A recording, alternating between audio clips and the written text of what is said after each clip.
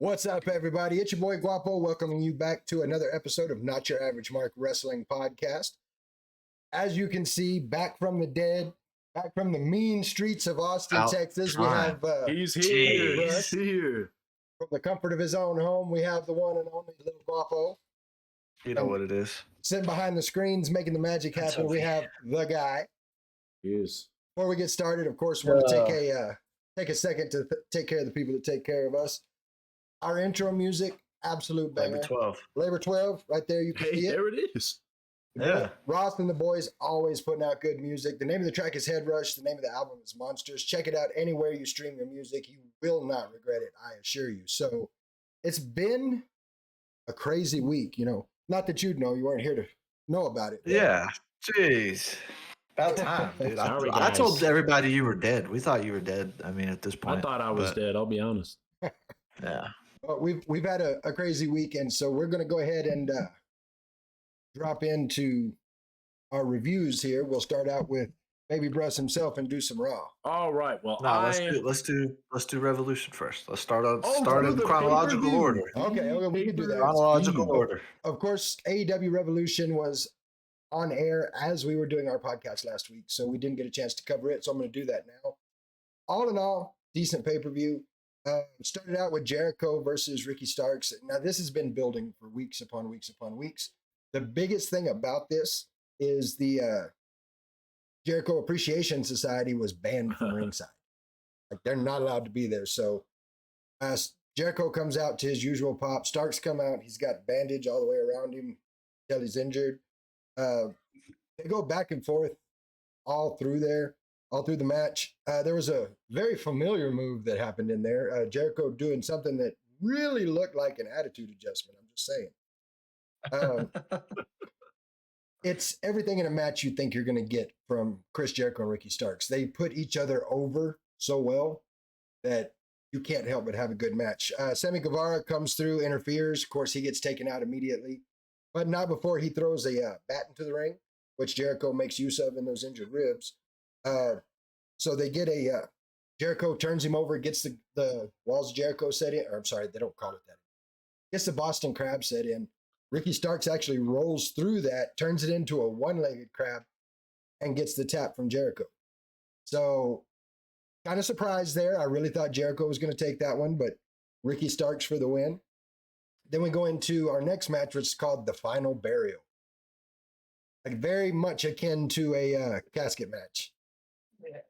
So what's up? I wasn't a big fan of this one. I wasn't a big fan. Honestly, I wasn't a big fan of a lot of the matches. I get that. And there were some things that I think need to be worked on, but this one, the Final Burial was Christian Cage and Jungle Boy Jack Perry. This one is another one they've done a really good job of building up. For those who have noticed, Christian Cage always talking about Jungle Boy's mom. She was in attendance along with his sister. Get a whole lot of back and forth to begin with. Most of it's Jungle Boy. I mean, he's tearing Christian up, and they fight in the ring. They fight outside of the ring. They make their way up to the ramp. They make their way back to the ring. They get out in the crowd, start fighting. They sit there going at it. Christian's got Jungle Boy down, blows a kiss to Jungle Boy's mom at ringside. I mean, you can talk about a slap in the face. Of course, this has him going nuts. So he ends up, after he blows the kiss to him, he beats Jungle Boy some more, pulls his belt off of him, and whips him with his own belt. And when I say those belt shots sounded like shotgun shots, it was loud. So they make their way up to the stage because, let's face it, this is a casket match. Casket's off to the side, and Christian Cage opens the casket up, and there's chairs that he's put in there earlier. So they get to fighting with the chairs. Jungle Boy gets hit, gets hurt, gets put in the casket, fights his way back out. They get, he grabs a shovel. They start fighting with chairs and shovels. It gets a little insane. It ends up with Jungle Boy has the shovel in Christian's mouth like a horse bit, and just crank him back. Finally, he passes out. JB throws him in the casket, or he hits the concerto and then throws him in the casket. he slams the lid, and unlike the casket matches I'm used to seeing, he slams the lid and the thing just drops. Like I am not 100% that there wasn't a problem there. That I don't know for a fact that wasn't intentional, but like the casket closed and just poof, gone. It sure looked cool, but I really hope there was like some cushion there, or that it didn't look like it was very comfortable. No, Either that it or just they straight dropped. It was or crazy. they did the I'm pretty sure the WWE ones are with the side compartment just at the top as opposed to Well, whatever compartment it went into, it went there quickly. Yeah, very fast. So our next match That's was what I'm going to say was probably the best match of the night. I know there's the Iron Man match with MJF and Bryan Danielson, but honestly, I feel like the Trios Championship beat that. You had House of Black versus the Elite. Now, anytime you can take Kenny Omega and Malachi Black and put them in the ring together, you're guaranteed a good match. I'm so mad Vince completely floundered. He was Aleister Black in WWE. Right. Yeah. And Vince completely screwed the pooch on that one. Aleister Black should be a star in WWE. That one has come back to bite him because he is tearing it up. Just terrible. Well, the match starts out as you know it will. Lots of tagging in and out. You finally get Kenny Omega and Malachi Black in the ring, and they play off of each other so well. The reversals, the technical wrestling, it's all the high flying, it's all there. It comes to a point where they all end up in the ring. The House of Black's fixing to fly out, and all of the Elite jump in, and they just stand there for a couple seconds face to face and then just go at it. I don't know. I don't know if his name is still that. I like Malachi Black, but what's his name? Buddy Murphy, Buddy Matthews. Yeah. I think. I know he's one of those two. Dude's a star. That dude, he looks the part. Dude's huge. Wrestles the part. Yeah, dude. I mean, I am a big Buddy Matthews, Buddy Murphy. He was Buddy. One of them was WWE. The other one's AEW. I don't remember which one he is in AEW. But he definitely made an impact on the match as well. I mean, there was one point at which all three of the Elite hit the super kick on him, and he just kind of stumbles back into the corner, comes back out, and starts throwing clotheslines. I mean, it was insane to watch. There was a point where Kenny Omega hits their valet, which looked ugly. Looked very ugly. In the end, it's Malachi Black and the House of Black that get the roll up for the win. This was, all in all, like I said, my favorite match. Just the action in the ring, the fly, like I said, the technical wrestling, the high flying, the mix, and the way they play off of each other. Match was fire. It's I can agree with the Omega. Well, that's what you're saying about those two, but my big issue with AEW is kind of like shown in that match is just there's a lot of rushing to spots, and you could kind of see it with so many bodies. That's very true. That is Kenny Omega is the worst about that. It's like rehearsed spots rushed to, and he gets. I don't know. Like I said, I'm not the biggest Kenny Omega fan. I mean, he has some cool matches. He does some cool moves, but I mean, I'm not gonna. I don't think he needs to be a main eventer or anything like that. Well, and that speaks to Malachi Black. I mean, I agree with you in the fact that a lot of what Kenny does is rehearsed. I'm going to flip here. You're going to do this. You're going to do that. I'm going to do this. But Malachi Black takes that and makes it look good. Like, I mean, he makes himself look good. He makes Kenny look good. So all in all, great match there.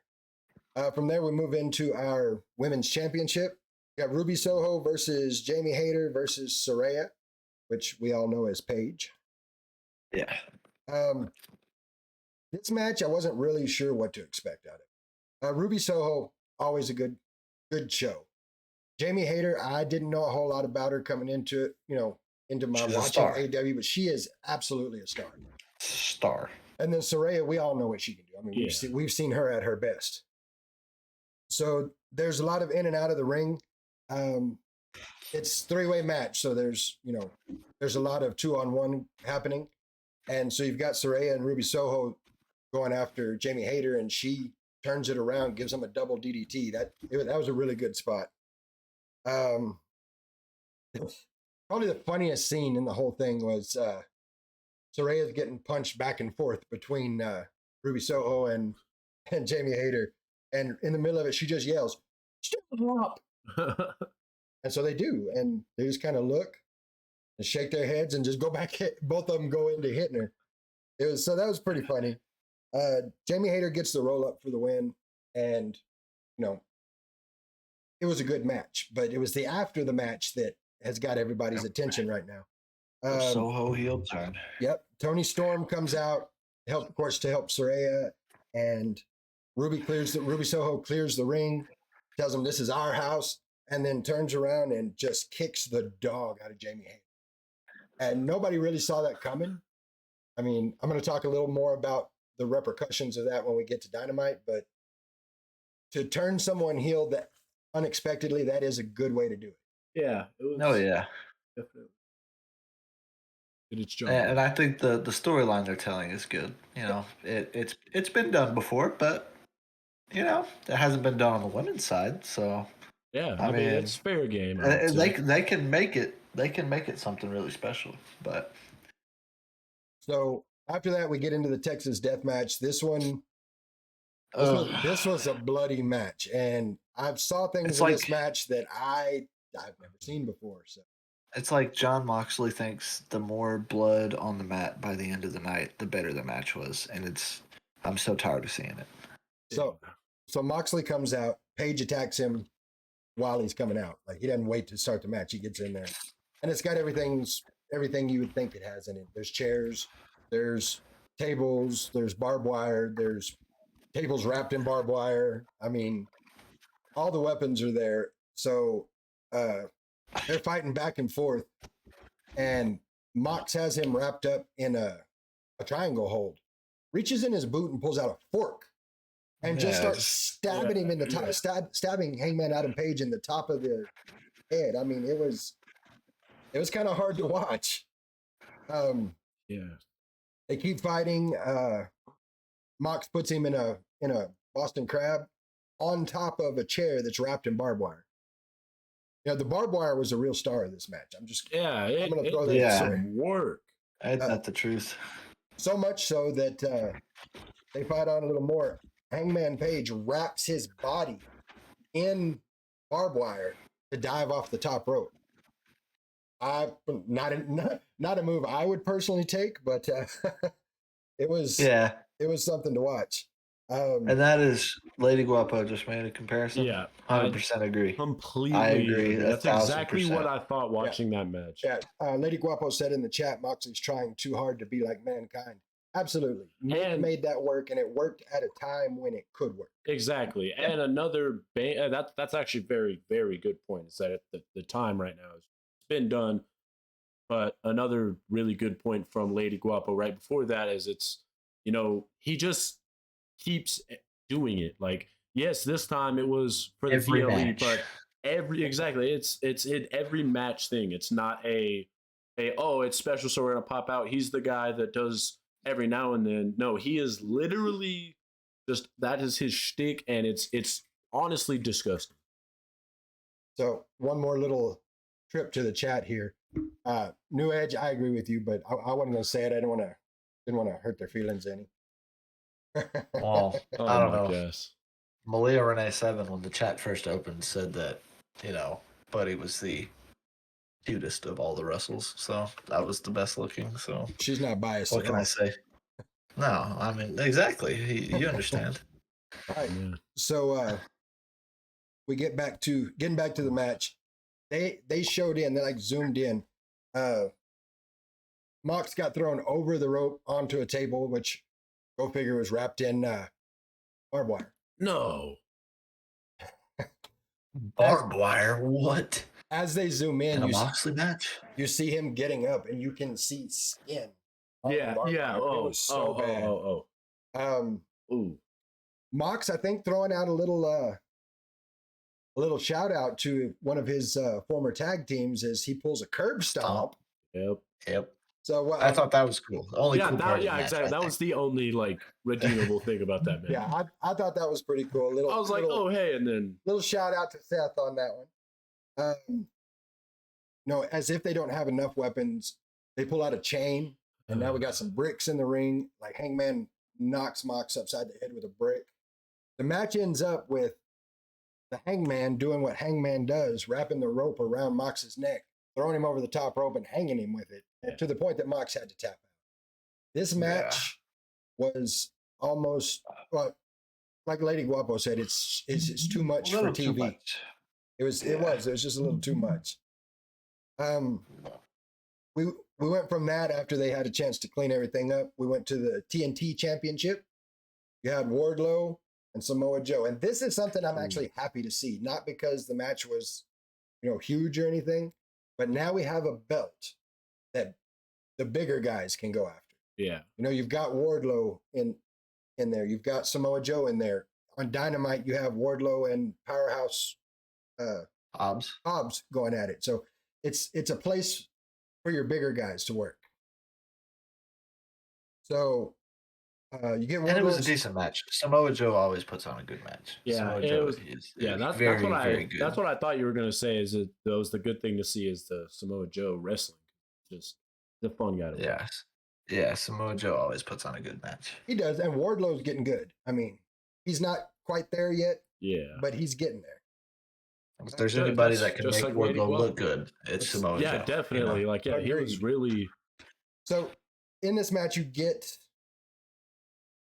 what you think you're going to get. Is two big guys, so you're going to get the power shots and the standoffs and the trading punches, and that's exactly what it was. What I do like to see is Wardlow moves well for a bit. Oh, Yeah. yeah. Like he can get some of those bigger, higher action moves that you don't He expect reminds from somebody me- his size. Yeah, Wardlow reminds me a lot of young Batista, for sure. Oh, that's a Agreed. good. Yeah, that's a Agreed. good comparison. And of course, if you've got Samoa Joe in the match, his feet, those kicks, like he just steady kicks to the legs on Wardlow, and you could tell it was taking its toll on him. Of course, Joe hits a sleeper, and he's got it locked in, and Wardlow manages to get his foot on the rope, which is close. So they fight a little more. Wardlow actually gets the sleeper in on Joe, and they pick the hand up 3 times, and it drops 3 times. Your winner and TNT champion is Wardlow. Because he's got massive arms. He does have Just massive arms. Choke the life out of him. So the next match is the tag team titles. For the tag team titles, you've got All right. I called the ending of this. You Well, did? Go ahead. you Go did ahead. Yeah. We had a conversation over the phone that I called this exact moment, but we did, and I actually got it down here to mention that. Yeah. So you've got Jeff Jarrett and Jay Lethal, the Acclaimed, Orange Cassidy and Danhausen, and the Guns in a 4-team tag team title match. It's kind of crazy watching them come down. You've got why Jeff Jarrett's wrestling. I'm not even going to get into that, but he's still doing well for his age, though. he is doing compared well to for his some age. people. But man, hang it up. Yeah. And we'll talk more about that when we get to Dynamite. Talk about your boy Sting. Sage. Say that too. He's doing better than Sting. Jarrett wasn't at WrestleMania. So as the Guns, Hey, he was too. Oh no, it was SummerSlam. Never Exactly. mind. Yeah. All right. Never so mind. the Guns come down to the ring, like they're the last ones to come out, and I'm pretty sure they borrowed all of their clothes from Shawn Michaels, early '90s Shawn Michaels, because it was, it had the cut off top that had the circle mirrors all over it, and then the other one has the pants on that goes with it. It's kind of scary. So they start out. Jarrett, of course, gets his strut in a couple of times. He gets in with Orange Cassidy. Orange Cassidy, Jeff's doing the strut, trying to show he's the man. Orange Cassidy embarrasses this man with his hands in his pockets. Like all these moves he's doing, he doesn't take his hands out of his pocket. And if I'm Jeff Jarrett, I'm going home. Yeah. All right, I'm gonna intervene a little bit too. Okay. Fact checked. Jarrett won the WWF Tag Team Championships from Ken Shamrock and the Big Boss Man, and defended them at WrestleMania XV. Thank you very much. Ken Shamrock won that match. I'm just throwing that out there. Oh, I'm gonna hey, intervene on you your. know who? But did Sting win the match at WrestleMania? That's the question. He got broken by Seth Rollins. Yeah, That was after. literally. But, But I'm going to intervene on your intervention real quick. okay. Shout out to Raw 4007 TV. Welcome to Not Your Average Mark Wrestling. And another shout out to New Edge. Nice to see you as well. They're both first time. It's nice to have you part of the Not Your Average Mark channel. Absolutely. Yeah, thank you. Thank you for showing up. Thank you for hitting that follow button. We appreciate you guys being here. So If you're in there and you're not following, follow. That's true. That's true. So, like I said, Orange Cassidy's doing his thing with his hands in his pockets, and Jeff Jarrett should go home. So the match goes on a little more. The Acclaimed gets thrown out of the ring, and you've got the Guns and Jarrett and Lethal hitting a 4-way scissor, which, yeah, we're not even going to get into that. Yeah. So Sanam Singh, great big old dude. He gets in the ring, throws the Guns out. Then Danhausen gets in. He's going to fight him, and Sanjay stops him. And so Danhausen does what Danhausen does and kicks him in the head, which upsets Satnam. And he goes for the choke and gets orange punched. And then something you don't think you'd see all the time. Danhausen gets the low blow on him, and in comes the man himself, Daddy Gunn, with the Famouser. Lands it on him, starts throwing the DX chops at him. That was a lot of fun to watch. So Jarrett gets in. Go ahead. Billy Gunn is almost 60 and looks like that, by the way. That is just absolutely crazy. Yes. Yes. He's 59 years old. Oh my. Will be 60 in 2 months and looks like a freaking 30-year-old. Yeah. He looks crazy. Like a bionic man. Wow. So Jarrett nearly gets a pin. The ref says 2. Jarrett's not happy about it, starts yelling at the ref, pushes the ref, where this young lady decides to have her Earl Hebner moment, pushes him right back, and you don't know what to think about that. All in all, the Guns retain the title. I'm not sure how they managed that, but they retain the title, and they're having an interview in the ring, and they start to say the line. They start to say, "We are the best tag team in the world." But they get stopped right in the middle of it as the music hits and FTR returns. There it is. I called Just it. like you I said. said it. Yep. He called that one. He said early on that FTR was going to be making their way back, and he's absolutely right. And I cannot wait until they take the belts off Guns. That's just me. Yeah. Personal opinion. Yeah. It's going to be nice. That takes us to our main event. 60-minute Iron Man match with MJF and Bryan Danielson. The one very good match on the card. Oh, this match, like I said, I'm still in favor of the trios match, but this one's a close second. 5.75 stars for Meltzer. Yeah, that's what that match got. It's Brian's 5th 5-star match and MJF's 1st. Yep. Yeah, it was. Yeah, I don't know. I disagree with your triple team match because I don't know. This match was awesome. Like I mean, it wasn't even a 60-minute. It was like a 65-minute. Yeah, technically, it went into overtime. All right. There's no other way to explain it. So that we don't go into overtime, I'm going to hit the highlights here. Good idea. You knew it was going to be the type of match it was when MJF came to the ring. He's got a full orchestra out there doing his music, and he's got this devil mask on coming to the ring. It looked pretty cool. I love watching Bryan Danielson wrestle, especially in this kind of match where he hits submission move after submission move after submission move after submission move. It's just a technical. You can't tell I like technical wrestling. And this was the first 25 minutes of this match was nothing but. So they're going back and forth with the different submissions, and it's cool because they're rolling around. MJF will get one on on Danielson. Danielson will get one on MJF. They're both laying in the ring, and they do a double nip up at the same time. So they just both pop up and look at each other. It was a cool moment to see. MJF understands the fact that hydration is important. So he stops, grabs his bottle of water, takes a drink, goes out and plays with the crowd a little bit, throws a cup of water in a little boy's face, which he did get in trouble for. He was a plant. He was a plant. I'm sure he was. It wasn't real.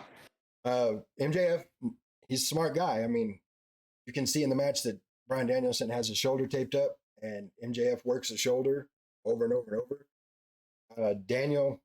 Bryan Danielson does what Bryan Danielson does, and those crazy feet, all those kicks, man. So he's going back and forth with his kicks and submissions. Another little thing I think was borrowed from some early WWE. Bryan Danielson gets thrown over the top rope, and he tries to, and I'll explain it if you don't know what this means, but he holds onto the rope, tries to skin the cat, and gets kicked. MJF kicks him, sits in the ring and does the whole Shawn Michaels pose, like leans out with his leg and everything, and does the Shawn Michaels thing. So little throw out there. So we're going back at it in the ring, reversal after reversal after reversal, and it's cool because they're pinning combination reversals. There was a point where they were doing small packages, and then they'd roll it over and then roll it back, and then they just started rolling around the ring in a circle. Yeah. So they pop out of that, and then they're doing sunset flips back and forth and back and forth and back and forth. And Danielson finally gets the first pin. So he's good there. MJF, right after that, catches a low blow, covers him, gets the pin, comes off, covers him again, gets a second pin, goes for the third one. Danielson reverses it, and then he gets one where we're tied up 2-2. So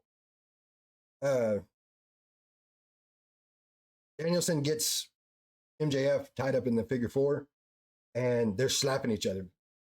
MJF plays it so well, too. Talking about, I hate you, you son of a rah, rah, rah, and they're just slapping each other while he's got the figure four on him. It's crazy. So he hits an elbow, like they fight. Daniels ends up out of the ring on a table. MJF comes off Macho Man style, lands the elbow. Continue to fight.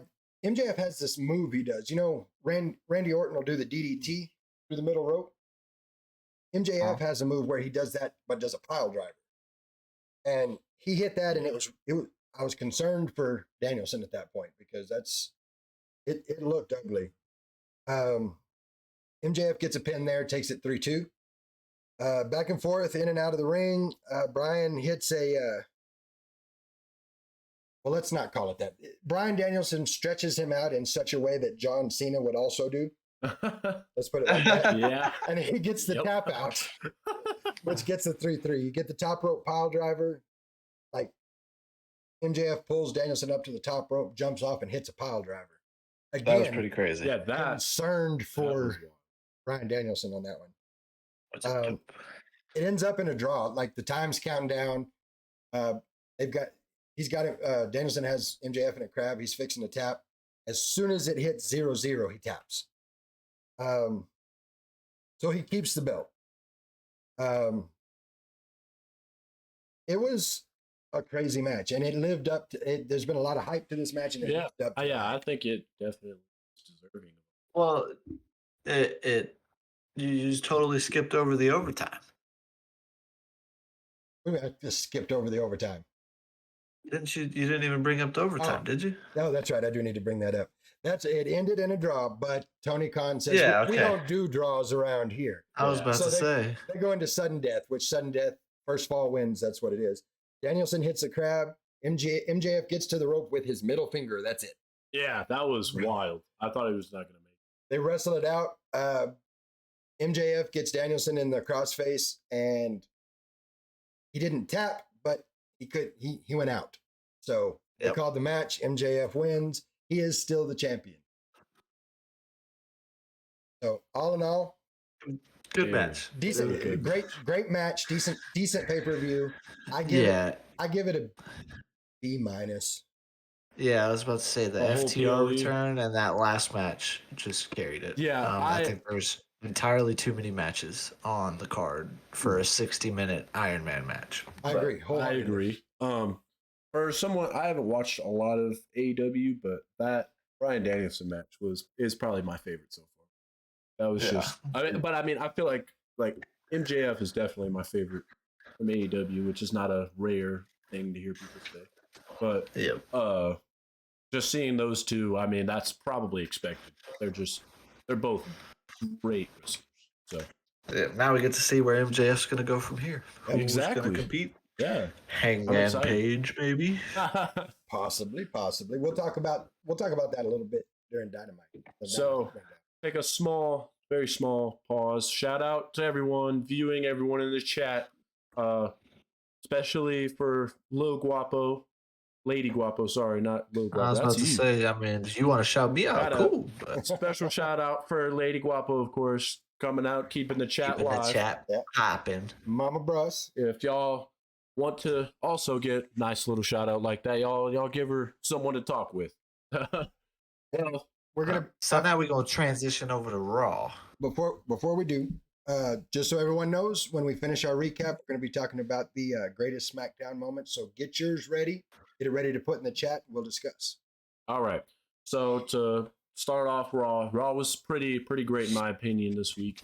Start off wasn't, but we had Omos, who has gotten his confirmation challenging Brock Lesnar for WrestleMania. Me almost. Humongous man, if y'all don't know. He is The Nigerian Nightmare. there. He is, and it was him and Dolph Ziggler. Which the reason I wasn't a big fan of this match is because it was another, in my opinion, basic loss from Dolph Ziggler. It was a squash. It was a squash match. There was no loss to it. It was a squash. Like Yeah, Dolph Ziggler got no offense in. Yeah, it was just exactly like that. It was. All that was to make. It was to Omos gas look up like Omos. a beast. Yeah. And in my because I was they specifically chose Dolph Ziggler for it. I was looking out to see if they were going to do the opposite, which they didn't. So I was not a fan of the match. Then they had Kevin Owens and Sumo, right? Solo Sikoa. Solo. I don't know why it was. I don't know why I got to Sumo. I'm sorry. I'm not. Sumo. Yeah. Yeah, Solo Sikoa. He's not on Raw very much, so that was. But they had their match, and of course Jimmy was there. So basically, what happened was Roman Reigns said to both of them, to Solo, that he needs to take care of the Kevin Owens problem, and that Jimmy needs to take care of the Sami Zayn problem. So they were together, Sumo, God dang it. Solo is doing his thing. As Kevin Owens is doing his Kevin Owens stuff. It's a pretty decent back and forth. Kevin Owens ends up getting laid out on a table by Jimmy Uso, and and Solo's ready to just put him right through it in the match right then and there. And you just hear, you see half of the crowd putting the ones up like "Let's go Solo," and you see the other half of the crowd putting the thumbs down, saying, "Boo! I want to see Kevin Owens make it happen. I want to see the fall of the bloodline." And then, speaking of the fall of the bloodline, Sami Zayn pulls up, knocks out Jimmy, grabs Solo, hits him on the ring post, saves Kevin Owens. Then they both just end up running away. So it was Fun fact. I don't know if you know this, Hunter, but Solo has not been pinned since his debut at Clash of the Castle in September. Mm-hmm. He's lost 3 matches, 2 by disqualification, 1 by countout. So he hasn't lost clean since he's debuted. So yeah, and I mean, this went with it. Solo just ran off him and Jimmy. Then after that was Nikki Cross and Piper Niven. It was all right. Watching Piper Niven she was doing pretty good. Nikki Cross was also doing pretty good. They're not my favorite women wrestlers, but because Nikki Cross's character is kind of a little. I'm not the biggest fan of the crazy characters personally, but and then the whole basis of the match, I'm interested where they're gonna, because the whole reason the match even happened was because Niven attacked Candice LeRae. Yeah. and Nikki Cross is Candice LeRae's creepy stalker. So Yeah. she was like, "You attacked my stalkie, so let me rough you up a I little." also agree. I was like, I was very confused as to their buildup for that. But then the other thing that confused me because of that was that Piper Niven won. So is like she allowed to like is Nikki gonna stop stalking her? I don't know. I'm very very confused. Yes, I agree. Lady Guapo is she is playing her character very very well. It's just a little unsettling, to be honest. But well, I mean, seeing Piper Niven win was pretty cool. I didn't expect that to happen, honestly. So I was, I mean, it was a I decent think match. they're building her up to be kind of Yeah, like the beast. Like I don't know, I Yeah. think what yeah, kind of what Nia Jax. What's up with that too? Just totally. I was thinking about this. Nia Jax came back at the Rumble, and they were yeah, like, "She's coming back full time." Have not seen her since. yeah. They literally said that I when they can came back. Yes. I can actually shed Like, a little light on that. You know that one of the problems she had was working stiff. Like, Yes. well, she in another promotion has injured somebody, and until the litigation in that Oh. is done, she can't go back to wrestling. it's the oh, So that's why. I didn't know that was she was still. Yeah. Okay. I remember hearing about that now. All Yeah, right. Continue with the Raw. but yeah. So I do agree. I think they are trying to build Piper Niven, which I mean, I can respect. I can respect. I Which think her and Nikki had a tag team. Like they were both the superheroes. She was like Gumdrop or something like Dewdrop. that. I don't Dewdrop. Yeah, That's what it yep. was. Yeah. I forgot about that. That was pretty wild. So yeah, but yeah, that again, I agree. The match itself was a little strange to me, but seeing Piper Niven win was cool. Then after that was another women's match with Girl Mella. yeah, Money Mella and Bianca Belair. Wonder who won that one. Yeah, I say it in that tone of voice because it's Bianca Belair and Carmella. So obviously, I mean, everybody would guess after saying that card existing that Carmella lost. It was not money for like the 8th match in a row. And Because Bianca stays ready, so she don't have to get ready. yeah. Then Chelsea Green, she's come back and she's making stuff happen. She comes in and kind of starts whooping Bianca Belair. They kind of both her and Carmella both kind of use give them the pow pows. And who comes out? The challengee for Bianca Belair, Asuka. So Carmella sees that, she's like, "Wait, let's go. We're get to fight her more." And she pulls up, not saying a word. You're like, why is she so stone faced right now? She's got like a blazer on. She hits the dragon mist on Chelsea Green because of course Carmella had to weasel her way out of it. That's who she was aiming for. But Chelsea Green gets hit with it, and then they both, Carmella and her, both exit the ring, and you see Asuka and Bianca. Like Bianca just kind of gets up and looks at her, and then Asuka just has her kind of menacing face going on. A little gaze of respect happens. So, which was really cool to see for the WrestleMania match. Like that was a really good way of hyping that up. I just want to see Asuka just like we got a couple more weeks. I want to see Asuka I just know. like unhinged. I know. And just, I completely agree. Like after seeing her at the Rumble, was where it was for me. Is I'm just yeah. the Elimination Chamber was dope, but I mean it's building for Bianca Belair, and I'm so excited for it. It's gonna be a good match. It's gonna be an amazing match. Like, oh man, I'm calling it. It's going in the history books. Like it's gonna be a top 10 women's match. Absolutely. But then after that was Johnny Gargano and Finn Balor. So, you say Finn Balor, there's going to be Damian Priest and Rhea Ripley. So, and Dom Dom. Yeah, silly Dom Dom. And so, all I remember though, I don't think Dom Dom was there towards the end at least. But I'm pretty sure Dom Dom wasn't there at all. But Finn Balor's doing his thing. Uh, Johnny Gargano's also doing his thing. Johnny, and the beginning was kind of getting some moves off, and then Finn Balor started coming out and got Johnny on the floor, and you had Finn Balor up on the top rope ready to go, and you just hear, "You think you know me?" So who would have guessed?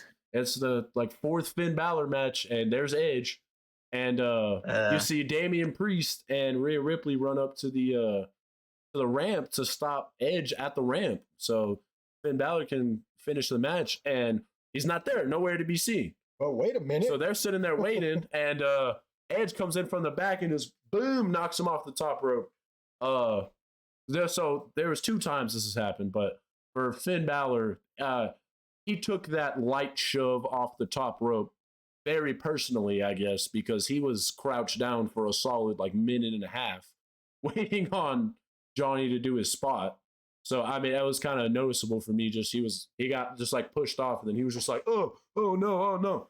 So I feel like because Johnny was looking around oh, what just happened? Let me hit my DDT, and so that was a little upsetting for me. As I know, just exactly like Lady Guapo just said, I think that Finn Balor's better than that. So I feel like that was on Johnny right there. But then Johnny hits his DDT. Damian Priest is flabbergasted that Edge wasn't there, and he turns around all mad. Then Johnny gets the pin, wins the match, and Edge sets up and hits his spear on Johnny Gargano on Finn Balor, which Edge's spear is still one of the most beautiful spears, the most beautiful spear I've seen. It's the best spear in the game. It's Absolutely. Don't care what amazing. anybody says. Yeah, I could oh my gosh, I see it, and when I see Roman Reigns hit the spear, I'm not all the way there because I see Edge's spear and I'm just like, oh my gosh, I'm just that feeling is just different. What's it called? What was I gonna say? Another week that Gargano has little to no crowd reaction. Yeah. Gargano he's awesome in the ring. Johnny wrestling. He is not Johnny charisma, nor is he Johnny Mike skills. And I don't know if y'all saw this. Just talk about NXT just a little bit. You know how Grayson Waller and Shawn Michaels have had this feud going on?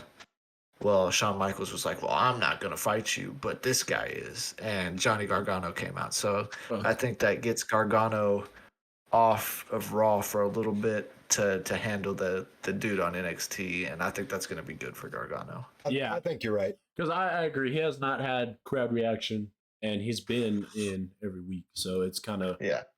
I feel like it'll be healthy. Then after that was Damage Control and Becky, Lita, and Trish. So that was, as Guapo has called it, I mean, set in stone for WrestleMania, going to happen. They had their little bout, and I mean, from the rip, having Damage Control as the champs, I was kind of iffy about, and they did not look good at all on the promo. It was a bloodbath for the other three, just destroying them. And the sad thing about it was that even the two that wrestle pretty much, they were like, what? We're doing this? We're doing the match? They were confused. So I wasn't a big fan of that. Just the way that they're playing them. Yes, we all want Becky, Trish, and Lita to win, but we kind of need some pushback. It's WrestleMania. So I hope that they fix that going forward. I understand them doing it, but I personally am not a fan of it. I definitely think Damage Control is going to benefit tenfold by beating these guys, beating Becky, Trish, and Lita. Then Becky, Trish.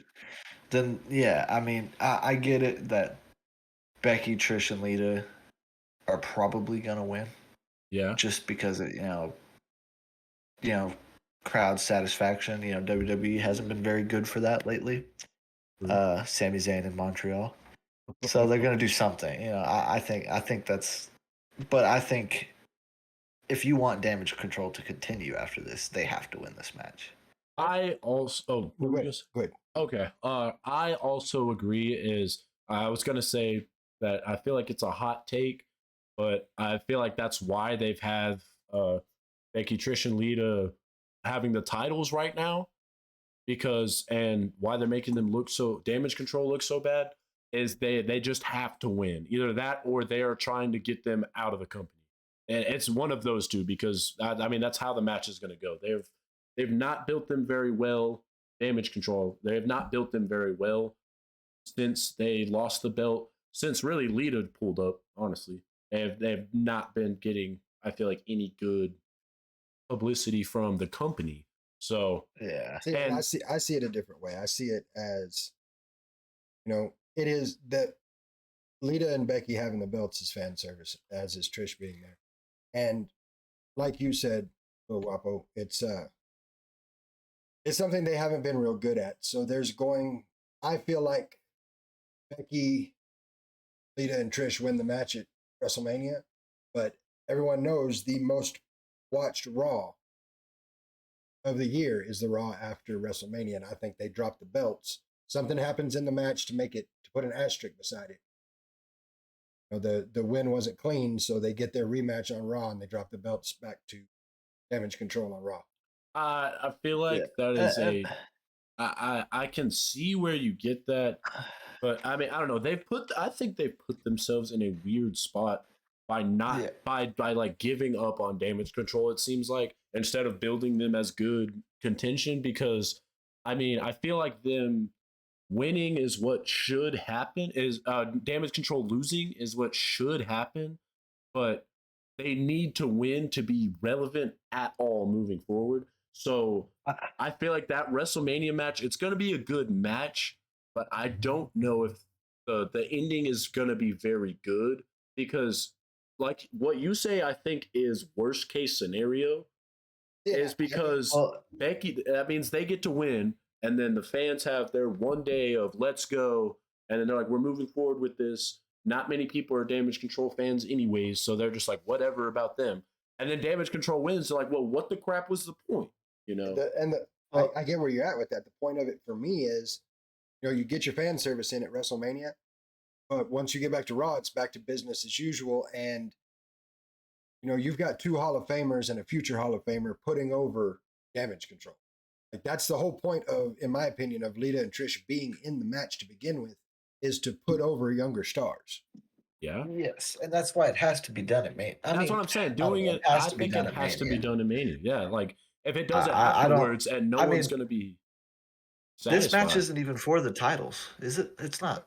No. So it doesn't. The titles they don't matter. I think personally that Lita and Becky hold on to the titles for a little bit until Ronda Rousey's fully healthy again. And then Ronda and Baszler, because they've been wanting to do Becky and Ronda for a while now. So this is a way to do it. But I think the problem with the Damage Control booking is Bayley is getting the 2016, 2017 Bray Wyatt treatment. Yeah. That they think that Bayley is so over, she doesn't have to win to stay over. And while that is true for Bayley, it's okay for Bayley. It's hurting Dakota Kai and Io Sky. Yes, because they are being affected negatively. So yes, to get them over, this match they have to win this match. Mm-hmm. Wow, Either that or they need to split. But all right, continue. No, that was a great little snippet right there. So it is going to be a big match. There's a lot of weight to that match, which is kind of expected. Something that I feel like doesn't have as much weight right now, but I really hope will, is Austin Theory and John Cena. So this promo showcased how Buddies or Lil Guapo's in verbatim real maturity is realizing that John Cena is the mic man and put over The Rock every single time. That completely showcased that very well. That it's it's been a while since I've heard Cena on the mic, and he was still killing it just like normal. Business as usual for him. But Austin Theory did exactly what he does in the ring, and this is another the other character that I don't like with the crazy one. Besides, with uh, it's a little iffy about that because I like Bray Wyatt, but at the in the beginning I didn't. Anyways, is the weasel the rat one that Austin Theory is, where it barely does anything, where it's just him clean putting over somebody else. And in this promo, it was shown completely because it looked like John Cena was talking to a 5-year-old baby. Well, I love Austin Theory. I don't know. I love Theory. I That's I the said thing this I to do him. as well. I I just said don't this like to him that. yesterday. This is what I think is going to happen. This is the whole reason for this match is they're getting ready to give Austin Theory a huge push, and his mic skills suck. Yes. So they do. you put him with John Cena, and John Cena helps him since you think he's decent on the mic, helps him round out his mic skills. Okay, I was about to Why? say you listen to you put Austin Theory in the ring with any. He looks. The only reason y'all say he looks bad on the mic is you're putting him in the ring with Seth Rollins, with you're putting him with the best of the best. That's a good So point. of course he's gonna be. He's 24 years old. I mean, See, he's got this big gold thing on his shoulder. Yeah, it's just the It's called that he earns. It's called a promo, kid. If you're going to be the man, you got to Alright. learn how to do it. Going off on confused. another little tangent here. What John Cena said about the crowd noise was not.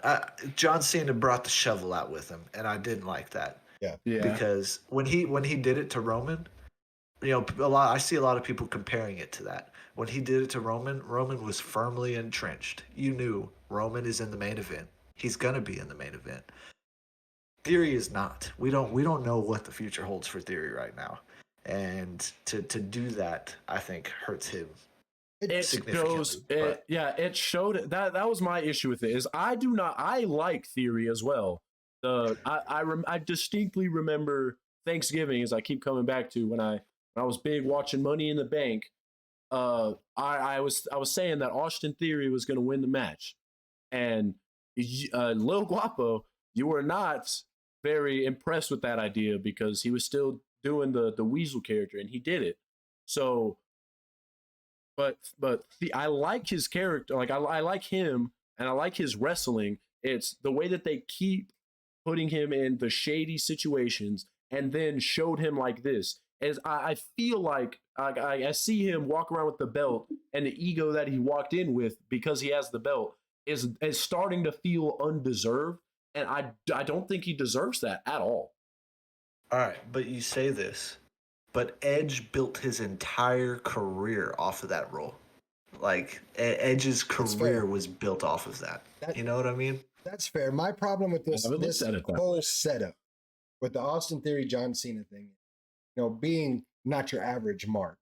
I understand the fact that there's no way John Cena wins this match. Cena is not in position to carry the U.S. title. He's not in the position to wrestle for 3 matches in a year.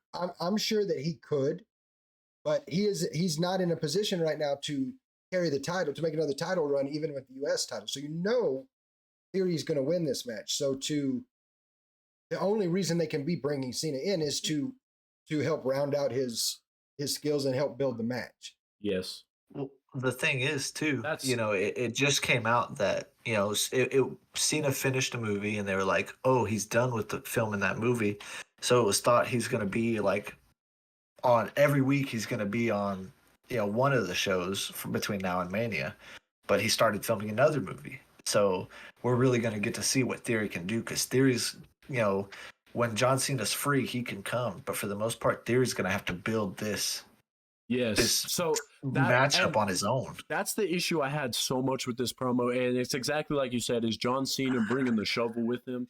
Is not only did that show to even your average of marks that John Cena is not going to win the match, because he does not have and with the movie thing, like he does not have the time as a human being to dedicate to winning that match. He does not have the time to do a movie that he's already out and contracted to, and hold a title for from WrestleMania. So that shows the people that look this much into it that John Cena's not going to win the match, but he buried Austin in that promo so much, and I hated that because, and then exactly like you're saying, like it put Theory in such a bad spot. Like he looked terrible for a reason, but I don't think that was fair to him.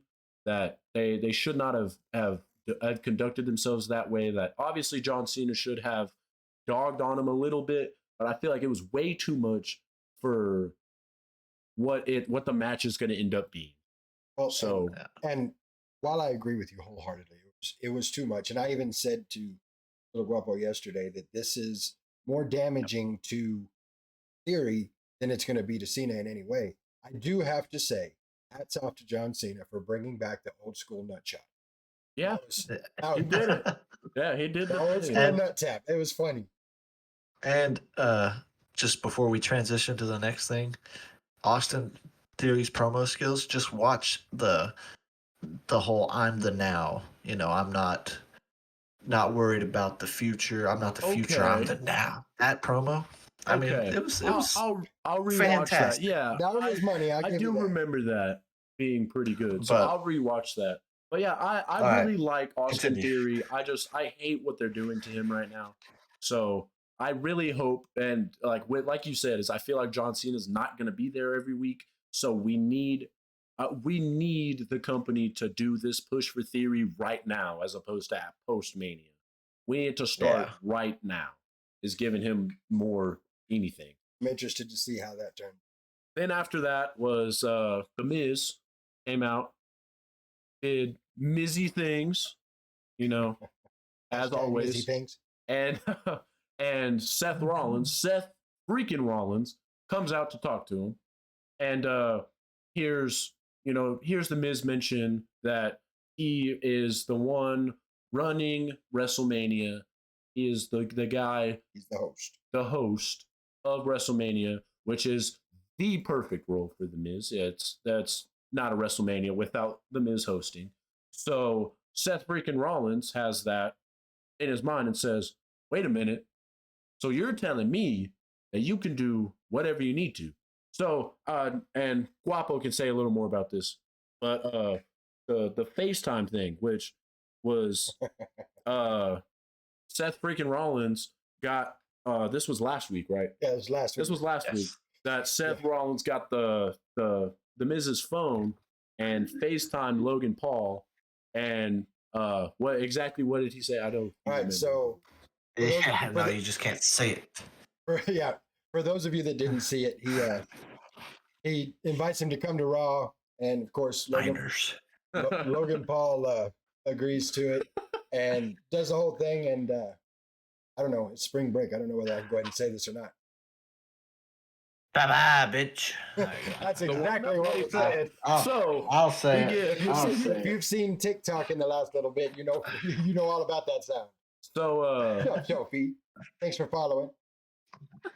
So the Miz and Seth freaking Rollins talk, and so he was already there wanting this Logan Paul match, and the Miz says, "Well, I just so happened to be able to make that happen." So it's confirmed Logan Paul and Seth freaking Rollins. Thank goodness they didn't go off and do something whack. It's confirmed for WrestleMania.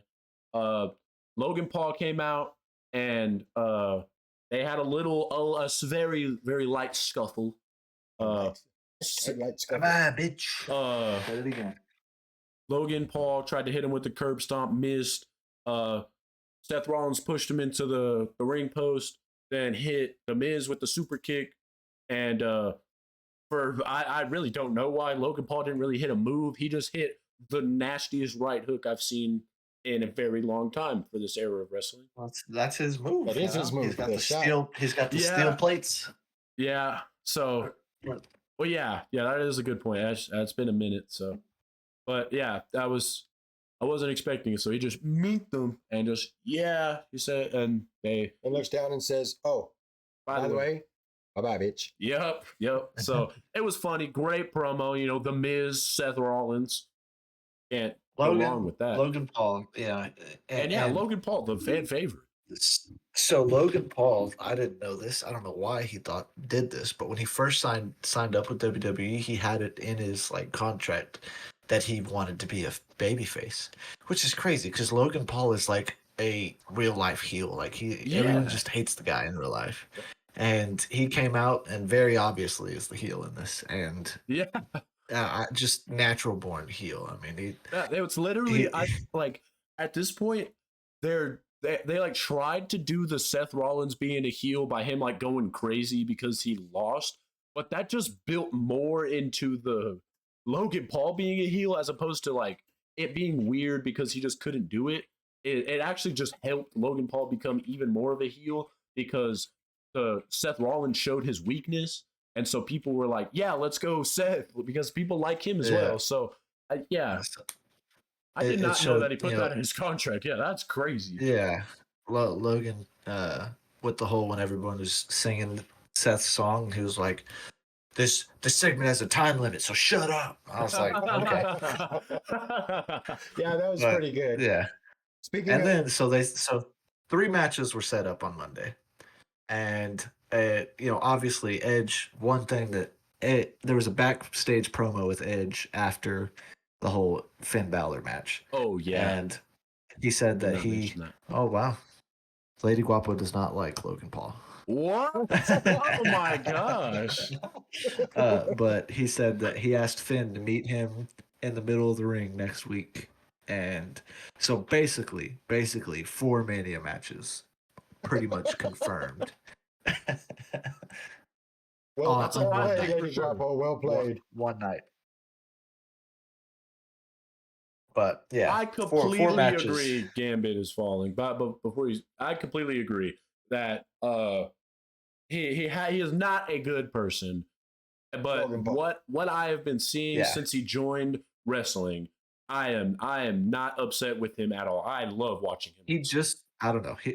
Wrestling wise, I was about to say as a person, he just got in trouble for like scamming people. Yeah. So, no, I'm not literally even gonna just happened. But yeah, just seeing him. Yeah, I don't know. Like just seeing him wrestle, love it. And I'm going to throw in there just because it's you talked about that whole time limit thing. Speaking of time limits, as this is our welcome to spring break episode, it may go just a hair longer than normal. Yeah, I was about to say let's move on to AEW considering we're already an hour in and haven't even got past Raw yet. I can't stop the Raw thing without the last just a small Jey Uso comes out from the crowd in a Jimmy and Sami Zayn match. Jimmy and Sami Zayn match. Jimmy's winning. Jey Uso comes out. They think he's gonna come. He comes to watch Jimmy, and Sami Zayn ends up getting a surprise pin, wins the match. So Sami Zayn has won. He gets out of the ring and is at the foot of the ramp. And Jey Uso's sitting there, completely silent, walks up to Jimmy, just like sticks his fist out, holds his like garb like this, just has his head down for a solid 15 seconds, walks out, goes over to Sami Zayn, gives him a hug, Wally mops him, he sleeps him, he puts him down, and Wally mop. Sami Zayn is done.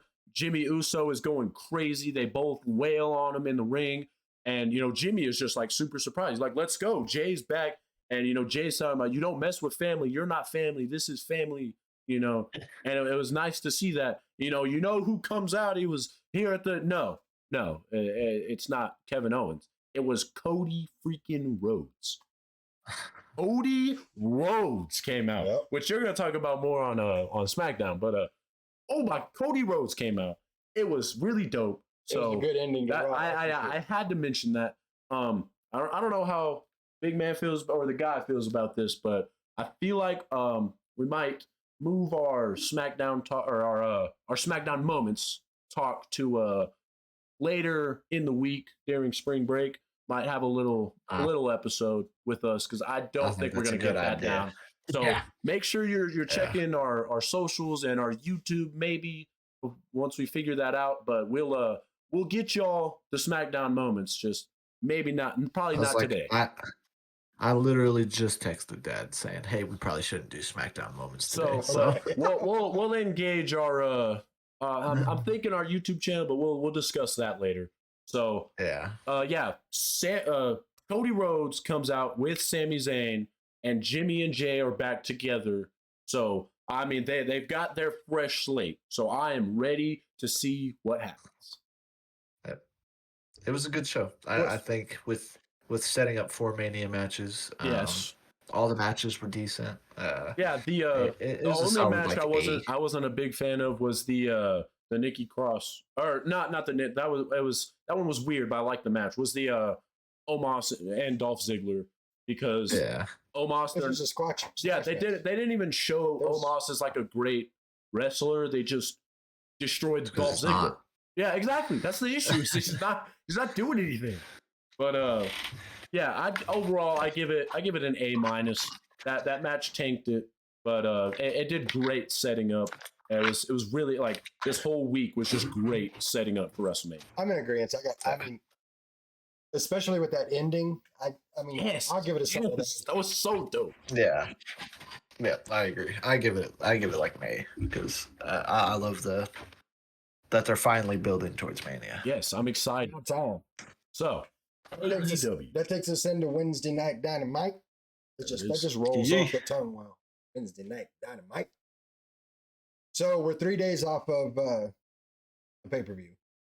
And we've got in this time, don't forget, Wardlow got all of his stuff stolen. Yes, in case you hadn't heard about it, somebody broke into his car, stole all of his ring gear, stole his TNT belt. Yeah. Like all of his stuff. Wild. So he's had a wild 3 days. We start the night off with Orange Cassidy and Jay Lethal for the All Atlantic Champion. Well, we'll talk about that in a minute. Don't get stuck on that name, All Atlantic Championship, because we're going to talk about that in a minute. Very technical, very back and forth match. I like watching Orange Cassidy wrestle. Not only is he a fighting champ, as we've discussed every week, he's good at it. And he put Jay Lethal over well, and Jay Lethal held his own. I mean, it was a really good match. He's been doing well recently. You can tell Lethal is hurt a little bit. And it was made more so by the fact that Orange Cassidy threw him into the ring post, shoulder first. So towards the end of the match, he goes to do the lethal injection, and his shoulder gives out. So Cassidy hits the orange punch, rolls him up, 1, 2, 3. He gets the match. All in all, good match. After the match, of course, Jeff Jarrett comes in and takes Orange Cassidy in the knee with a guitar. Yep. I mean, if you're going to hit somebody with a guitar, the knee, really? Yeah, that was. But let me not hashtag Jarrett for champion. I'm all for Jeff Jarrett winning the title. All for. Okay, and most people won't understand this. Lady Guapo will, because we watched a video on it. But we're going to hold this hand up here and pretend it's a button. And I'm going to push the button just for you. Dummy. Yeah. Yeah. That's throwback to LA Knight. But yeah. So after that, the Jericho Appreciation Society is out. Thank you, Lady Guapo. Thank you. Jericho Appreciation Society comes out. They decide, you know what? We've done well enough recently. I think we need to be in the match for the trios title. Which, I mean, that could be cool. Except for the fact that the Elite come out and said, no, see, because that's us. We're in the match for the Elite. Or for the trios title, which is when the lights go out and the lights come back on and House of Black is there.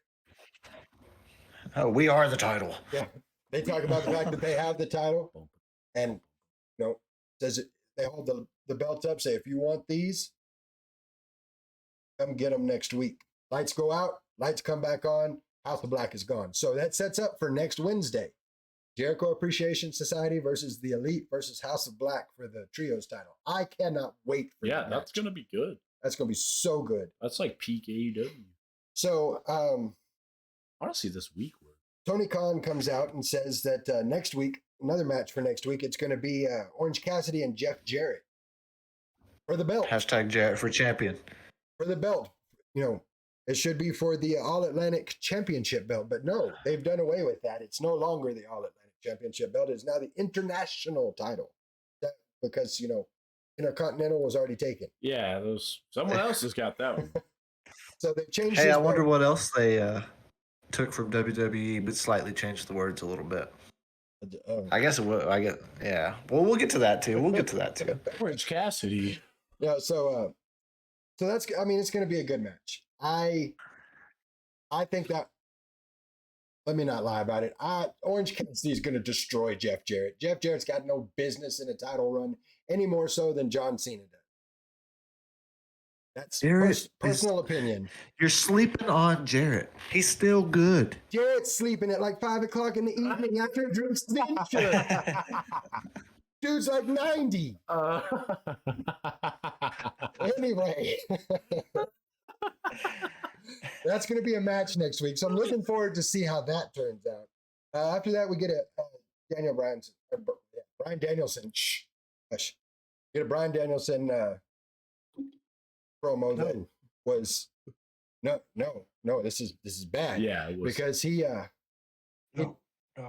talked about the fact that MJF was right. You know, you may remember a couple of weeks ago, MJF cut a promo saying you put your kids after wrestling.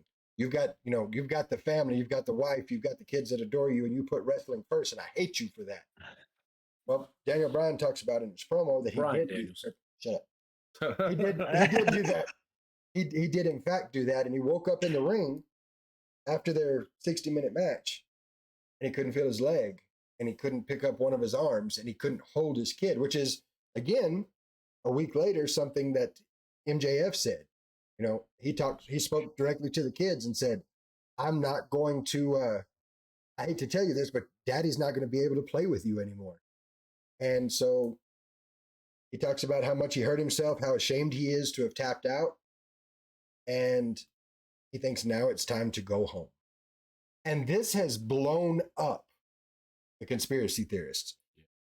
Does he mean he's going home? Like, is he taking time off? Is he retiring again? Is he going back to WWE? Is he going back to New Japan? What's home? Where's he going? So there's been a whole lot of discussion about this. I think he's just going to take some time off. I do too, honestly. I think he's going to take some time off, heal up, because it was a pretty brutal match. That takes us into our main event for the night, which is Wardlow and Powerhouse for the TNT title that's replaced. Replaced. It was a big man match. I mean, it's a lot like what I said about him and Samoa Joe. It was your standard big man match where they're fighting back and forth. I see you over there posing, Sophie. So they go back and forth. Again, Wardlow surprises me with his ability to move in the ring. When it comes down to it, though, Powerhouse gets the win after he gets a little bit of help.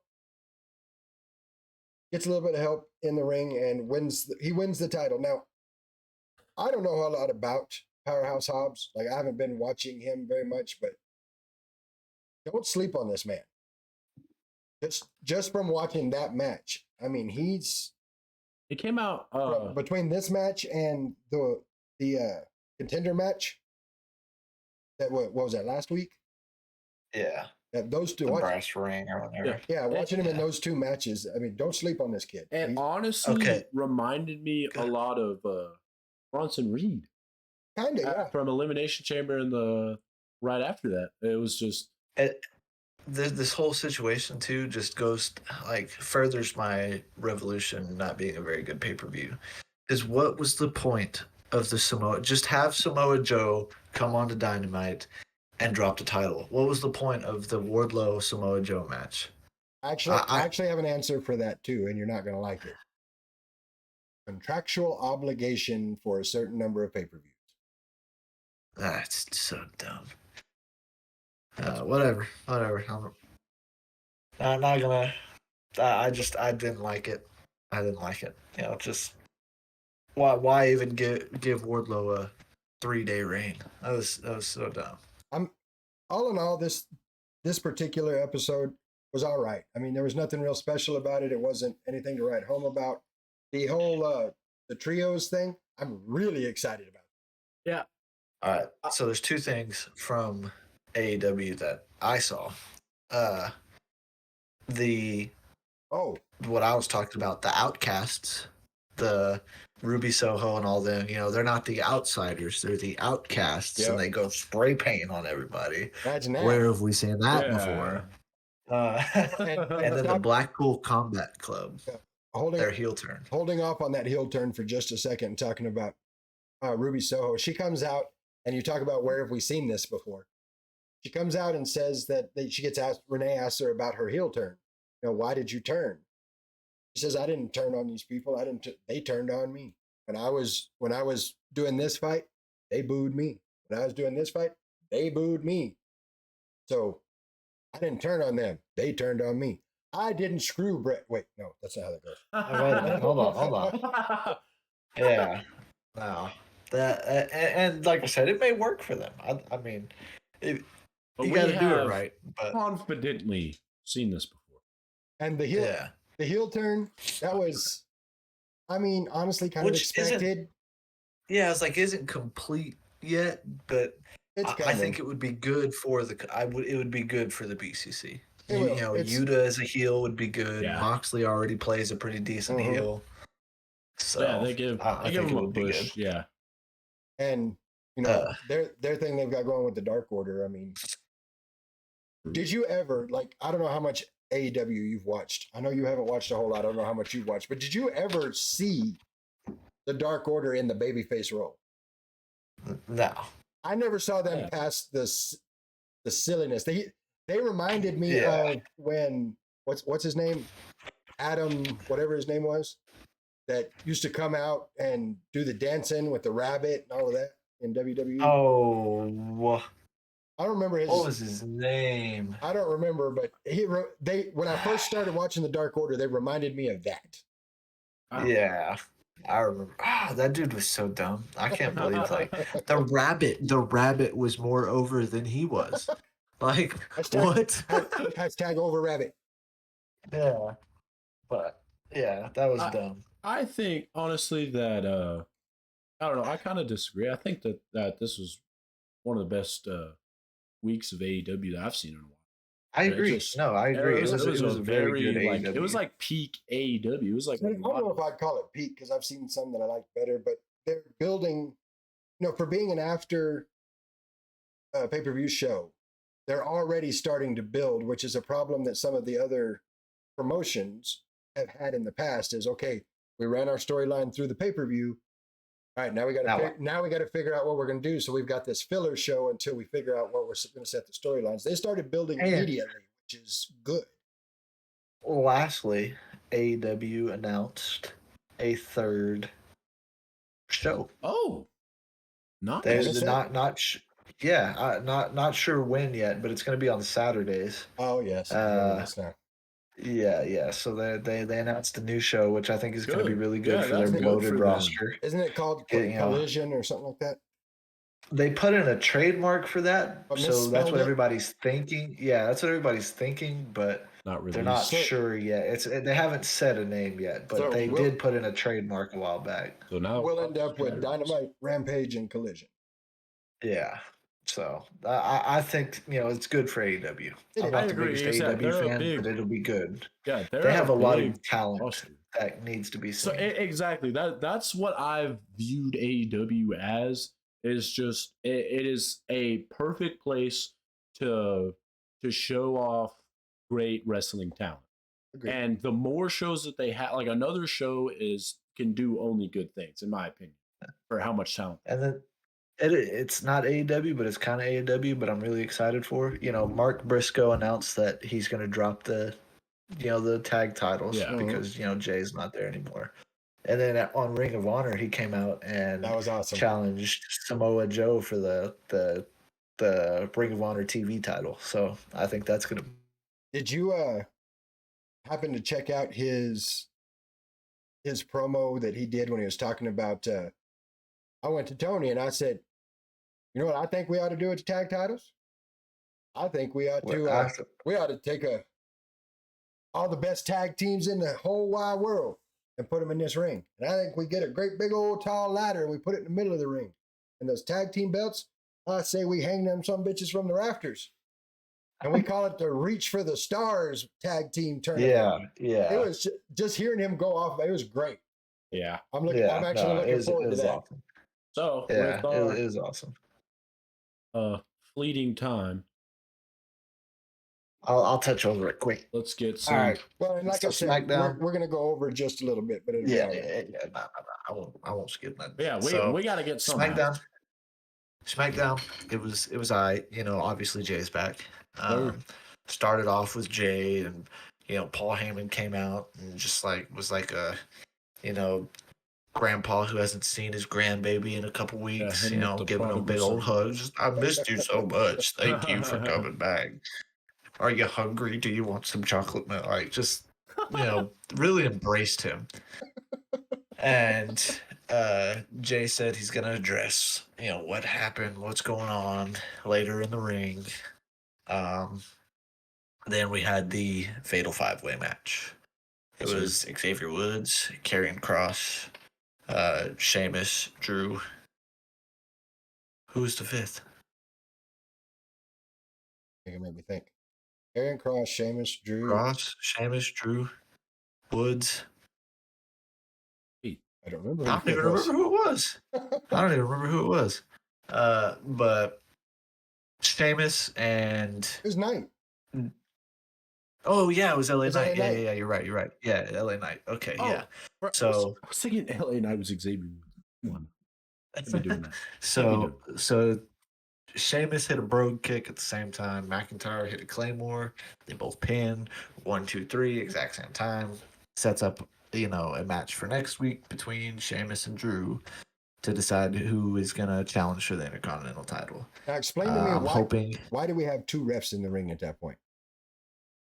So you're telling me. I couldn't tell you. That was weird for me. Yeah, but I did like. I mean, I haven't seen that angle very often, so I like that.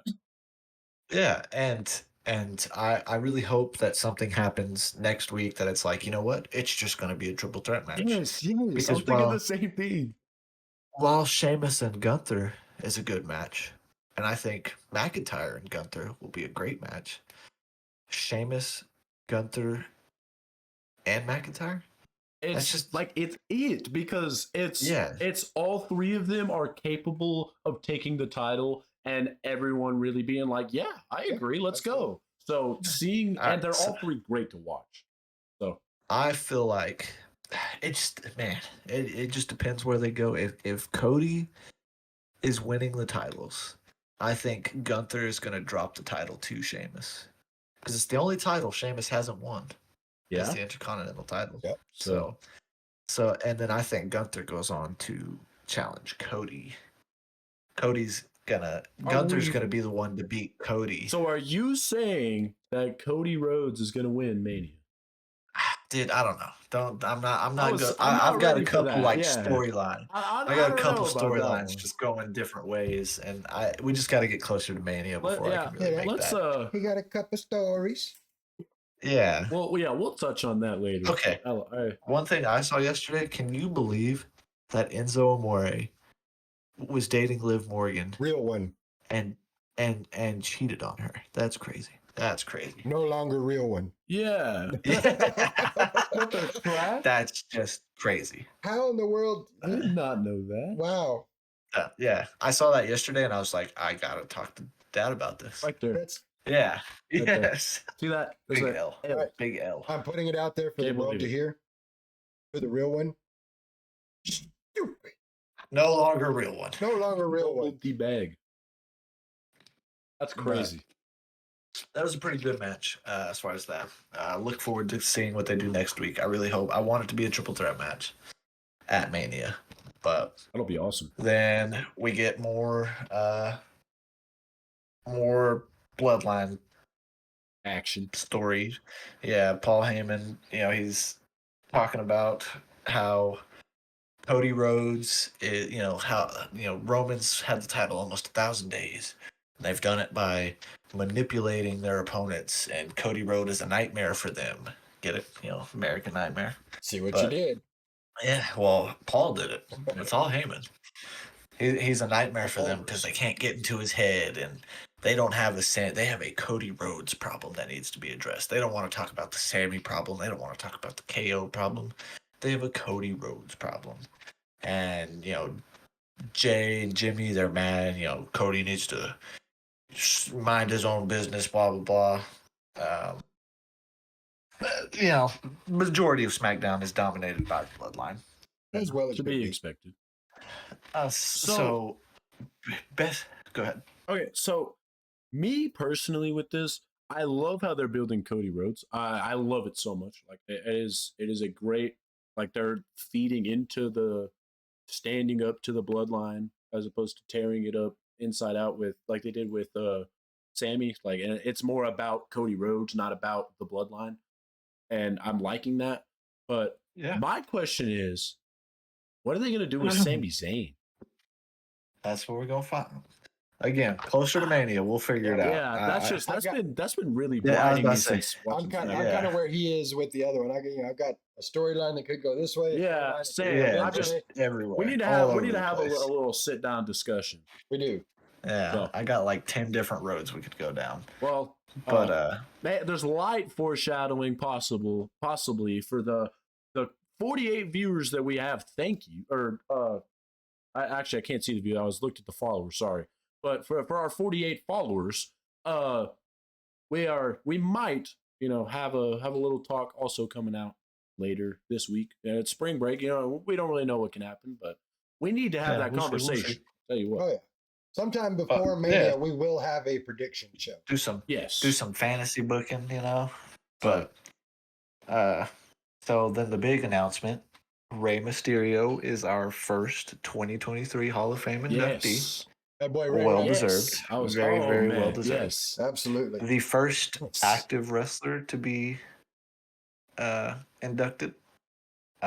He walks out. He starts to talk. One word. Dominic Mysterio. Yeah, No, Dominic one word. Mysterio comes out, starts talking trash. Then Legado del Fantasma comes out and was like, let's do the match right now. Right now. Yeah, so they do the match. Judgment Day wins. Surprisingly, Dominic tells the Judgment Day to leave as he wants to talk to Ray. What's that? And the man. That's a first. Yeah. Yeah. Guapo loved this. Loved it, but he hated it, kind of. He called me immediately and said he wanted to give Dominic the pow pows. But Did. he said that he's a deadbeat dad and he wished Eddie Guerrero was his dad, which that's a story. The exact quote on there was, "I should have been Eddie's son." Yep. Yeah. Woo! Yeah. That's Pop house. Yeah. Wow. That's a story 20 years in the making. But and then he charged at Ray. Ray went out the way and Dominic flew out the ring and was yelling for him to fight him, and Ray, of course, still didn't give him the pow pass. Just don't understand it. It's coming. I want to say Mania, but I feel like the card's going to be full by the Mania. time No, it's happening at Mania. Oh, there ain't absolutely. no way it's not. Unfortunately, No way it's not. I don't know the way.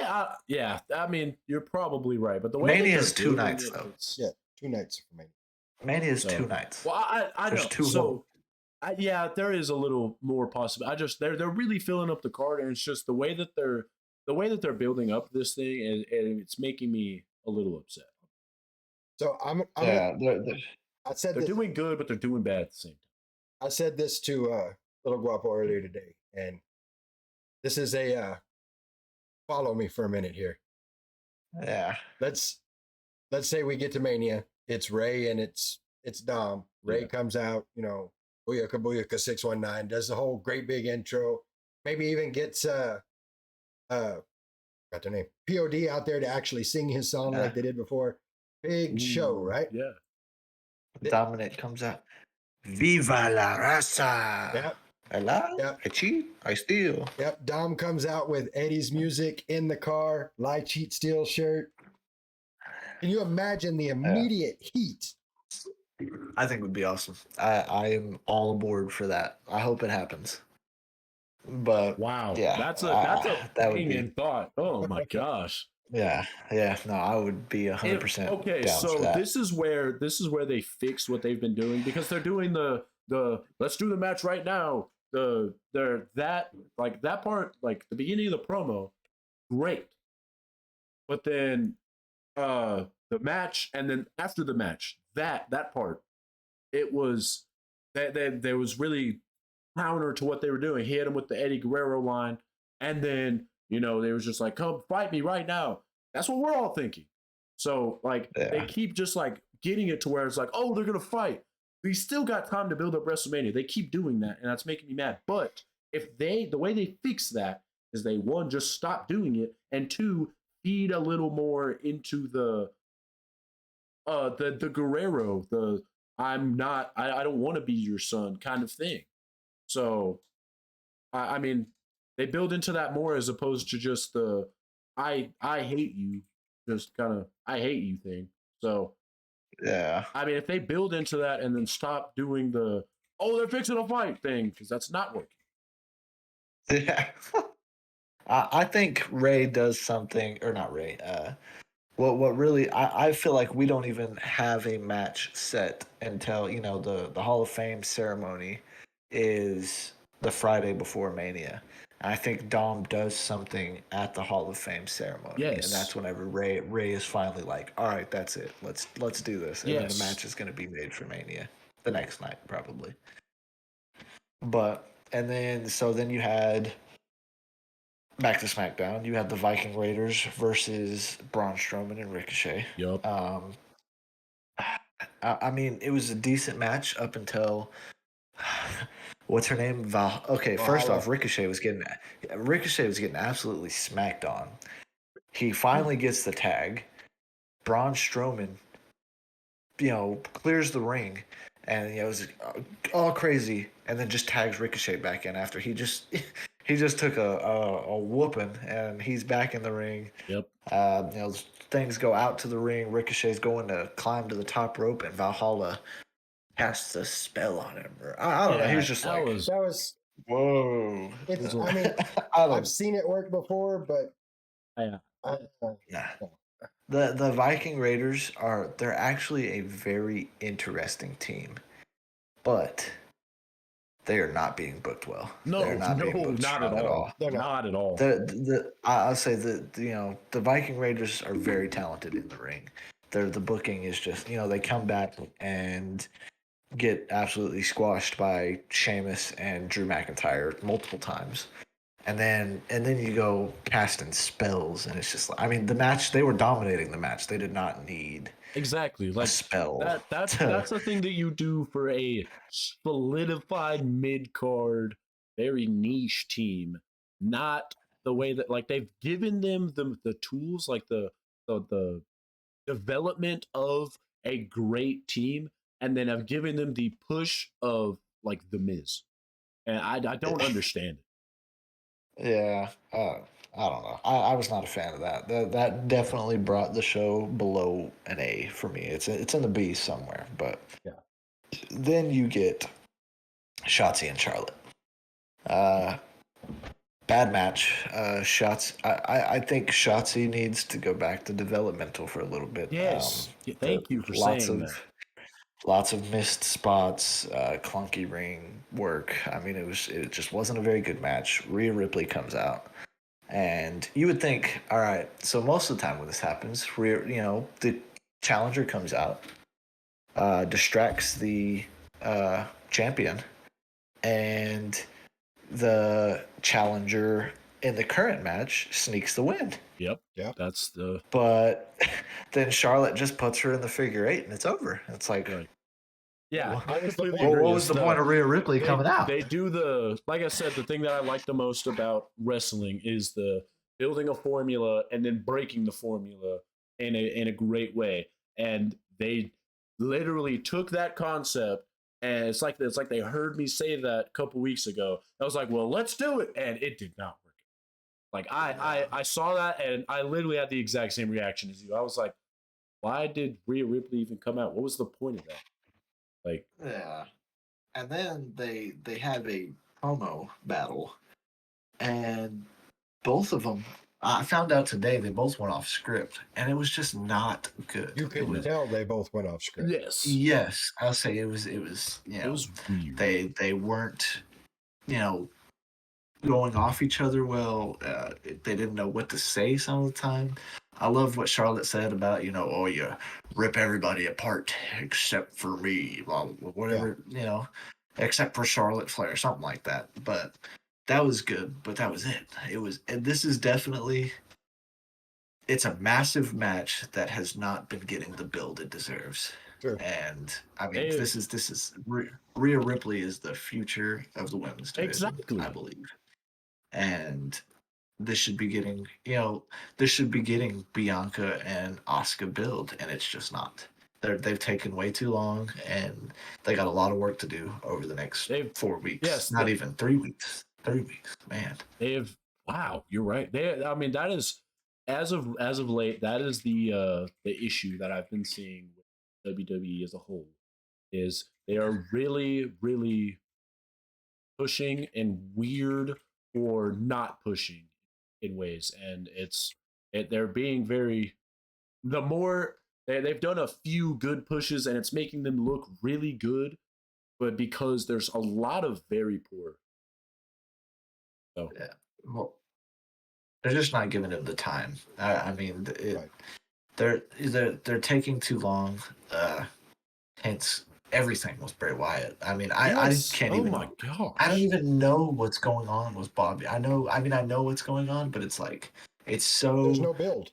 in the exactly. Yeah. It's Bobby Lashley standing there with TV behind him showing fireflies. It's like like what? what or Bray Wyatt doing the Muscle Man dance on Yeah, the jump. Like it's so what? like yes. Oh, thank you for addressing that. Like Yeah, no, they're doing it's terrible. so like it's so strange. Like it's I don't know. It's like they just have like a group like us on all of the storylines. Like you feel like a corporation like that could have that has the ability to pay attention to their storylines they're building.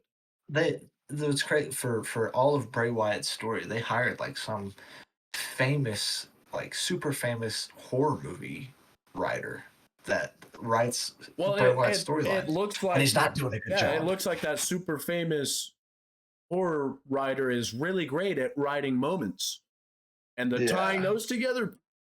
I don't know where that's Yeah. at, but Well, SmackDown ended with Jay and Jimmy in the ring. I already talked about what Jay said. Jay came back for Jimmy. They didn't really mention Roman at all. Nobody really mentioned Roman during the whole thing. He came back for Jimmy. Sammy comes out, and then Cody comes out, and they Yep. start beating down on the blood. Cody, Monday night, the bloodline came out on top. Sammy and Cody were kind of they were down. Well, Cody wasn't, but they were both in the ring as kind of the losers of the segment. yeah, And Friday, roles were reversed. They came out on top in that segment, and I thought it was really good. The SmackDown this week was not very good. I agree. It was, But to use a word you said earlier, it was clunky. but Yes, Cody, they are doing a spectacular job with Cody. Yeah. what Every you said single earlier, time he's there, it's amazing. I hadn't thought about it the way you thought about it, the way you worded it earlier.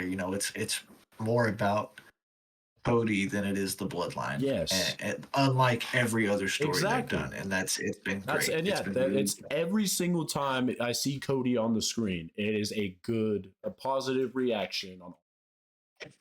yeah. I give the show like a B minus. The Shotzi match was bad. The Viking Raiders match was bad. I could go with B minus. I gotta I've go seen. C tier for that one. I don't know how they're gonna do it, but I've heard that they're trying to get a match for Legado del Fantasma at Mania, and I'm not That'd be quite cool. sure where they would go with that. Okay. But maybe, oh, no, I don't know. Well, I don't know where to go with we that. can talk about that a little more when we talk about our predictions Yeah, for the upcoming Mania. we'll see where that Yeah. goes as we've hit well beyond our hour and a half. Normal time. We're going to go ahead and wrap it up for tonight. As was said earlier, our next one maybe this week, maybe Sunday. We'll talk about it, figure it out, make sure everybody knows. But we will be talking about the greatest SmackDown moments in history. Final thoughts. Make sure you're checking our socials because we are we might try and get something out before our next podcast about the SmackDown moments. So keep a little lookout, just in the back of your mind. Just remember us. Final thoughts. Gotta say, I like being back. It was nice getting to talk about it. I was. You're all right, I guess. It's all right having you back. It's all right. So I'm excited. I really am. Like I said, y'all. I'm talking with the Russells backstage and the guy. We have some things cooking, so be on the lookout. Just remember we're cooking. I do want to throw it out there that we were not overtime when you weren't here. Oh Yeah, that's what I was gonna say. I was like, you weren't here. We didn't go overtime, but I had to do it because I missed the live, so I had to take some time somewhere. All right, little Guapo, final thoughts. Good week in wrestling. I appreciate everybody who's been in the chat. Lady Guapo for staying active, keeping us engaged. Everybody who's followed tonight. Over the last, everybody who's followed at all. Appreciate every 48 of you. Yes, like Bruss said, be on the lookout. We got some things cooking, so just watch out. Small little intervention. Sorry. Talk to y'all's friends. Remember again, and keep us in the back of your mind. Mention us to two of your friends. Get them up because we hit 50 followers, and our we channel need that gets 50. like Lady Guapo was talking about. We can get that emote for us. So y'all talk to your friends a little bit. Just be like, hey, go toss these guys a follow. So final. All right, now your final thoughts. My final thoughts. I agree. It's been a great week in wrestling. Been good to have you back. We give you hell, but we're happy to have you back. Yeah. Like both of these guys said, we've got some things cooking.